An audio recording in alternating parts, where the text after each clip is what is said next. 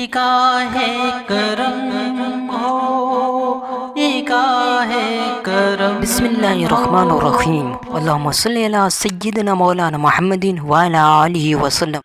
حضرت ابو ہریرہ رضی اللہ عنہ نے روایت کیا ہے، رسول اللہ صلی اللہ علیہ وسلم نے فرمایا، جس شخص نے اللہ کے راستے میں جہاد کیا اور اس کے نکلنے کا مقصد اس کے راستے میں جہاد اور اس کے کلام کی تصدیق کے سوا اور کچھ نہیں تھا، تو اللہ اس کا ضامن ہے کہ اسے جنت میں داخل کرے اگر وہ شہید ہو گیا، یا ثواب مال غنیمت کے ساتھ اسے وہیں سے واپس لوٹائے جہاں سے وہ آیا تھا۔ قرآن و حدیث کی خوبصورت ویڈیوز کے لیے ہمارے چینل کو سبسکرائب کریں اور ہماری حوصلہ افزائی کریں۔ جزاک اللہ۔